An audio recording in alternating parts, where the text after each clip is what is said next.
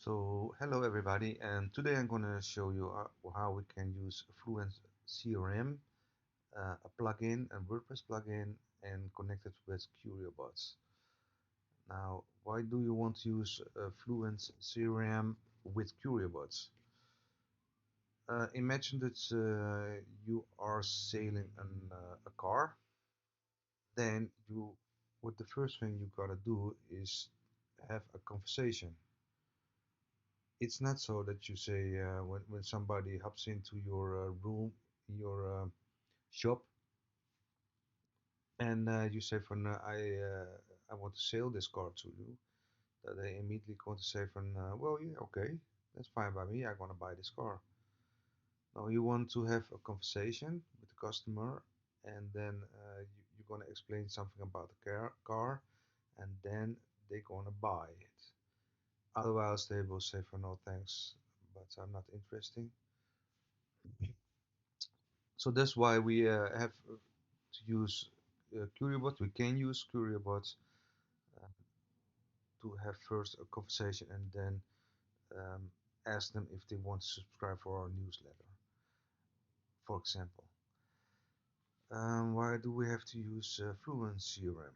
Well, Fluent CRM is integrated with WordPress. It's very handy, and you can connect it with a lot of other platforms into your website. Um, the beauty of this is that it doesn't take too much space on your website because it makes separate data tables, and that means that there are not too many conflicts, and when something happens you can always download in a CSV file all the context that you have and then delete all the data tables, but that is in the worst case scenario. Another plugin that uses also separates data tables is Jet Engine. They recently have updated their plugin, and now you can use custom content types and make content types, post types um, in separate data tables of WordPress. And the benefit is that it doesn't take so much space as it used to do without those separate data tables.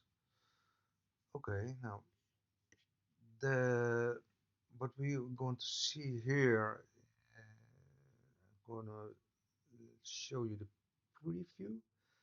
So when we go into the dashboards and we look to the subscribers, you see one subscriber contacts, and we're gonna delete this one.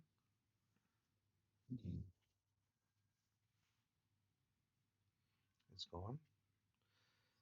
So there is no subscriber at all. And when we go in here and we see the preview and we start the bots and we use a fake email,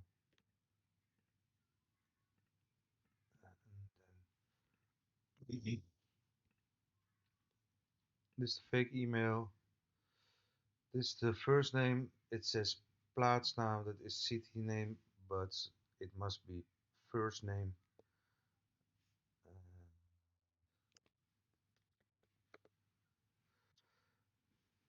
First name. I don't know this guy, but it's just a name. So you think by yourself, now it will be in fluent form, and when you refresh the page, nothing happens.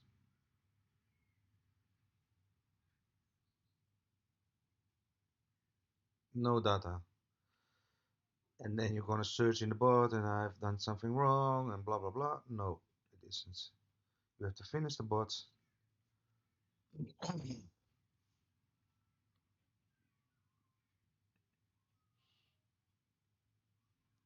and then refresh the page.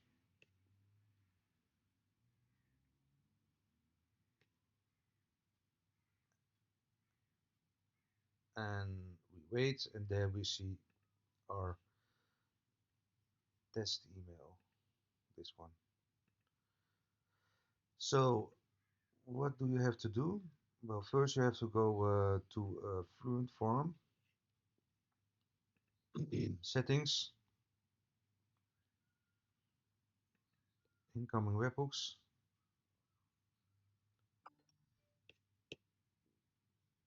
create a webhook. Now, you can only do this when you have made a list and a target.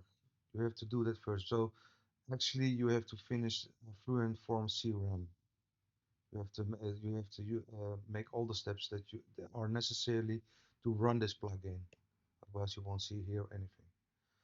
List is just it's just my name, but it is not a list, but whatever. And a target, you see, you can choose here the list and the target, and you decide what the status will be pending or subscribed. And then you see here the webhook. So we copy this, and when you use Cloud Clip, this tool, then you can see that you can collecting all the copies that you make, and then you later on you can grab them. But it's just a little tip. Okay, so you copy this one, and we have to go to Quriobot, and we have to paste it in here. Select forms, and then form URL, encode it, and then later on you have to make these fields. You can make them now, because the first thing that you have to do is go to make steps, email, first name, and stop in this case. But of course you can make your own steps, but you have to use email and city name. So the first one is email, then it goes to the first name, yeah, and then you have to go to the bot settings. I'm not going to save this. And then you have to make variables, and those variables are first name and email, and of course you connect first name with the step first name and email with step email. Yeah, so you make these variables, choose types, step type, and connect them with those two steps, email and first name. Yeah, just the variables, two steps, first name and email. When you have done that, then you go in, then you have to return to the bot's response conditions.